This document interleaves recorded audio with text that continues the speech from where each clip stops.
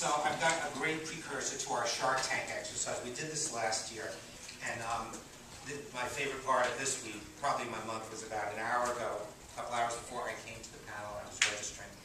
And this young man came up to me, he's probably sitting in here somewhere, and said, he's in the back, but I'll tell the story even better than you. Please do. And he said, hey, just want to say hi, I was at your panel last year, and I was one of the people that lined up just to pitch my band and my brand. I'm like, oh great, I hope we didn't insult you too badly. He said, no. He says, in fact, you know, the guy from Taco Bell gave me some good advice, and then I got his card, and then I pitched him, you know, my band, and he ended up making the band one of our, the Beat program, which is amazing. And, you know, there was hundreds of artists that felt so great that this panel created an opportunity. He said, and now they actually came back and want to take our music and make it the soundtrack for Taco Bell on their multi-million-dollar ad campaign, which is unbelievable. So, anybody who thinks they're wasting their time here, go speak to that young man back here. So it's great that we were able to facilitate that. So we figured we would try it again and see what happens. So we'll go over the rules for those who weren't here last year. You have 45 seconds. I don't think anyone needs a mic because it's such a small room. You have 45 seconds to pitch us whatever it is, your technology, your artist, your song, your record label, your musician, whatever it is. And then we'll just basically give you critiques on your pitch. So you have 45 seconds, and you just tell us whatever it is as if we were who we are, people that do grand band deals. And we'll give you some instant feedback. So there we go. So who wants to start? Let's have brave people. Okay, you're up. Hey everybody, I'm Cornelio Austin. I'm the business partner and brand manager for BJ the Chicago Kid. If anybody is familiar with Kendrick Lamar, you know who BJ Chicago Kid is. We just put out his album February 28th on iTunes, just digital. We sold 4,000 copies so far, and we're doing 200 a week. And we're looking to expand his brand. His strongest brand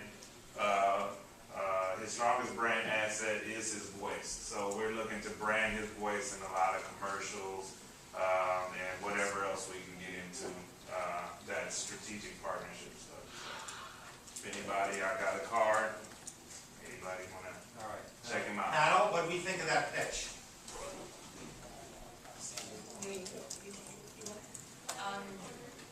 Hi.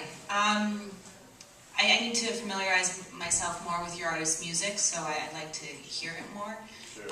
Your artist is from Chicago. There are tons of brands in Chicago, and brands that are, you know, headquartered there. I would, you know, research and, you know, try and tell an authentic story about, you know, your artist growing up. I don't know where exactly he grew up, but, you know, there's tons of consumer packaging companies there. You know, look for an authentic story that ties in the Chicago play. There's tons of, you know, comments from Chicago, and you know, so I think there could be a big opportunity if you do your research and homework and see who's active and, you know, which brands are looking to, you know, especially target that that genre of music. But in terms of your pitch, what I didn't hear was anything about social media. That's all anyone cares about. If you're not telling me about social media, you're already out. You're already out, number one. Number two, you didn't talk about... Assuming the numbers are impressive. Right. I mean, because the numbers that you have are not impressive, so leading with them, I think, is a bad idea, if I may. I think that, you know, if you don't have big numbers, then don't talk about big numbers. You know, it's like, if the facts are not on your side, don't talk about the facts. Who has he recently performed with? What venues? Like, what's, you know, what are the stages that he's filling? Coachella, too late. No. That's the whole idea. Right. The whole idea is 45 seconds. You've got to get in all the information. This is a great exercise on to convince us. So that was a good one. Who's next? Me. I have a young girl named Katura. She's out of Chicago, a suburb of Chicago. We're on social media. She's gotten 560,000 hits, and my Twitter base is like 200,000. I have a lot of followers, but we have a new network out of Atlanta, which is cell phones, computer tabs, and through Comcast. I'm looking for content. I need to know, is there a brand in Chicago? She's 17 years old, and my problem is, are we going to keep her in Disney or we're going to do a young adult? She's self-contained, she writes, and she's really good. 17, she's very bright. Her sound, there's no sound out there like her. She's unbelievable. I want to know, is there any products for youth that we could brand with her? Okay, thank you, 45 seconds exactly. Hannah, what do you think of that pitch? You need to do some research because these brands are getting hundreds of proposals a day, and if you're going to go to them and say, can you please tell me what, they're going to say, I'm sorry, I have 6,000 other emails and projects to be working on, and it's for you to create a compelling story to actually pitch your artist. It's not the brand's job to be, and maybe you could speak to this from the brand side, but it's not the brand's job to help you figure out where your artist is going to be I thought you were someone best. who would find brands. I thought you guys, that's what you did. You place artists brands. I'm missing. Well, no. But placing Avril Lavigne with a brand versus placing an artist who has yet to really find a She career. has 500,000 hits on MySpace, YouTube, and stuff like that. So that counts. Of course. Big time counts. Well, I think that being really nice goes a long way when you're doing pitches at all. I think maybe your tone could be softened a little bit. I appreciate that you're passionate about your artists, but maybe when you're meeting people for the first time, you want to be a little softer about it and tell the story in a maybe way that somebody's going to. We're going to film this and put this on TV. I accept that. Thank you. All right, who's next? I don't have a pitch, but I have a comment just listening.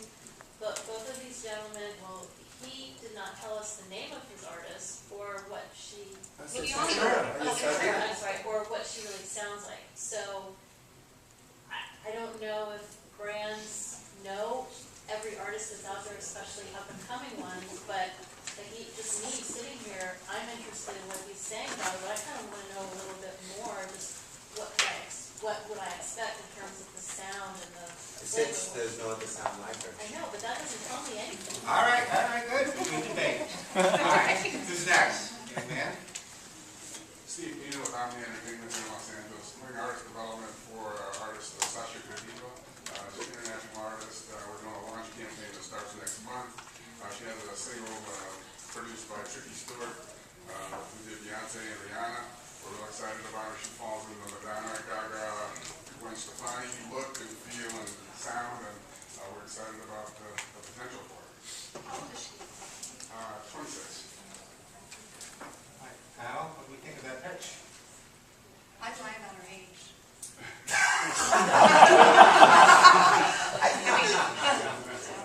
I want to make a different observation. I thought that pitch was fine. Yeah. You know, I mean, I'd love to hear it. Actually, I'd love to hear all of them. You say she sounds like nobody, like nothing you've ever heard. I'd love to hear that. I think that the reality is the following, that 99.9 some odd % of every kid in the world that wants to have a recording career won't have one. Won't even meet someone like the people on this panel. And of the people that do meet someone and really get a shot, some fraction of a percent will have any chance of having a career.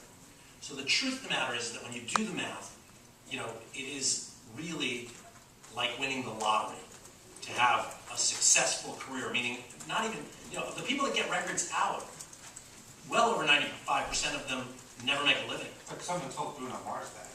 No, but here's the thing. We all know the truth, which is you don't have a chance of succeeding unless you believe you will. Thank you. Right? You don't. So, you have to have unbridled confidence in order to even have a chance to succeed. And nevertheless, when you do the math, the reality is you won't. Right? I mean, I'm lucky. I always say this to people. I'm terribly lucky. My kids had no talent. So I didn't have to worry about them going into the entertainment business. But that said, the fact is that the people on this panel don't play the lottery for a living. Right? We work for the lottery. Right? And the reason that people play the lottery is because it's easier to understand the prize than it is to understand the odds. Right? But given the choice, you'd rather own the lottery than play the lottery for a living. Right? I sell yachts to lottery winners. That's what I do for a living. And so, it's very easy for me not to worry about whether, what the odds are, because by the time they get to me, they've already been vetted so many times in so many ways. And by the time I get a look at them and I just decide whether it's a good use of my time or not good use of my time, it's because they've already got a story to tell. And so the pitch has to include, as Marcus pointed out, pitch has to include the story. You have got to gift wrap this pitch for people that you are doing it because they have a choice, right? She only has so many hours in the day to listen to stuff. I only have so many hours a day to listen to stuff. In order for me to listen to something that you have versus what you have versus what you have, I have to decide that it's worth the time, or I have to be an idiot who just listens to the first thing they'll hand it and hopes that I'm going to get through the pile at the end of the day, and I won't.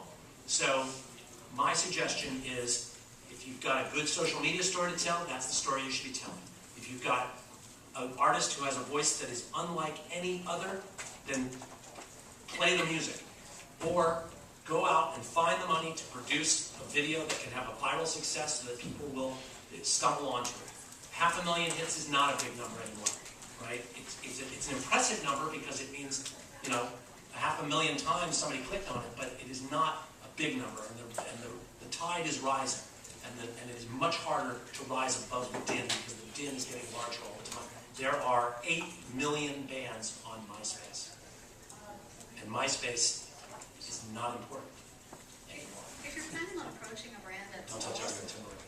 If you're going to approach a brand at all, or that's in the horizon for you, Marcus wrote an article on the Digital Music News 6 months ago or something.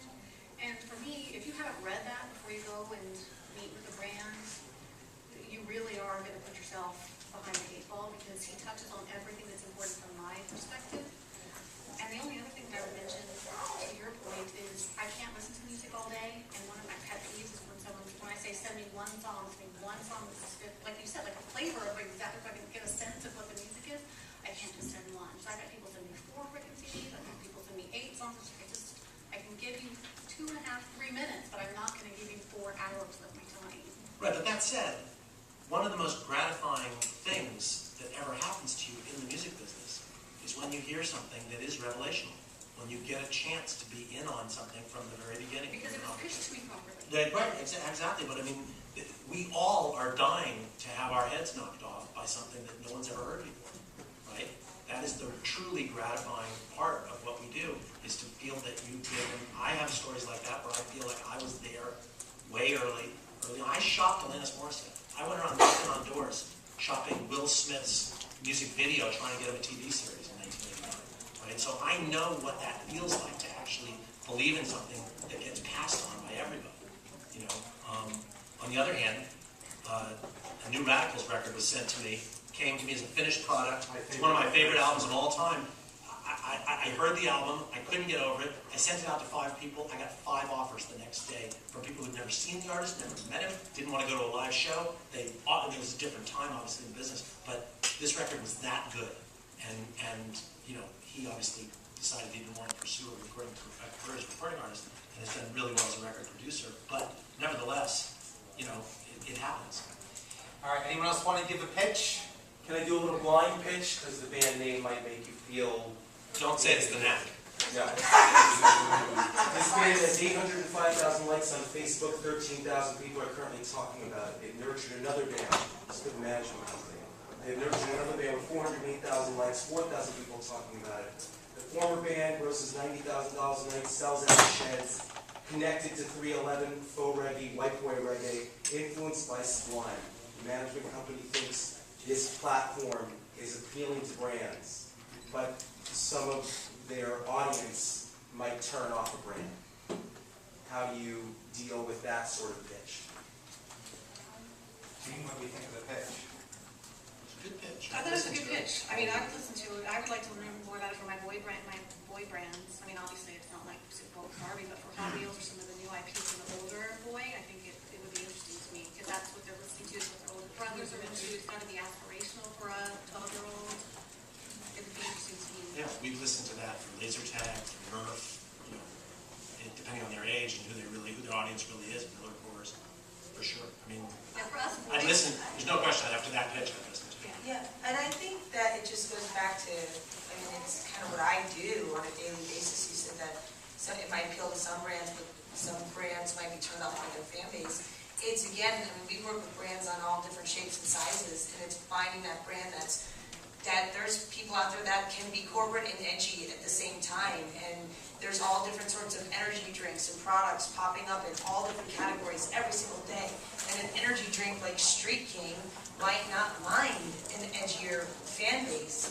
And so I think if you do the research and try to dig in and Google, edgy brands, just say brand, whatever it is, you will find that you'll find your own answers. And you might be able to, instead of trying to go after craft, who, your Fortune 500 companies, maybe there's somebody that's up and coming, and a lot of times those up and coming brands are your next craft. Right, on the other hand, if the fans are skinheads, you're not gonna sell it to anybody. Quick follow-up on it, Rachel's follow-up. For an independent management company that doesn't have the volume and the continuity of working with agencies and brands, how do you do that as a company on an island? I'd rather work directly. I don't want to go do agency. Great. All right, we have time for 2 more pitches. Let's do anyone else. We'll go back. Yes, mine's not necessarily an artist, but basically we own a patent for 100% biodegradable, 100% petroleum-free CD packaging that is more durable than the current solution in the jewel case. We've got a video on YouTube where we run it over with a 12,000-pound dump truck, and it survives the pressure of that. We're coming in at about 1/3 of the weight of a jewel case, so it's cheaper to ship as well. And it's cheaper to manufacture, being that it's one unitary piece of material versus 3 in a jewel case, for instance. Okay, I'm going to channel Ken now. Tell me the even say. What's a CD? I was gonna say, would it work as a water bottle? Yeah, all of our stuff is digital. Anyone else want We're to? still selling CDs, I Right. hope. Yeah, well, I don't have a career. Yeah, Warner Brothers on their website is asking for specifically their green initiatives. The first thing on there is convert CD DVD packaging to more environmentally friendly packaging. Yeah, well, there are As certain well as artists who, you can certainly give me your card, that's not my area, but I can connect you to the Warner team who handles that more in corporate. Sure. But it could be interesting too to get an artist who believes in sustainability and that entire, we work with Green Day, they're big in that. So I think, it could be great to get some artists on board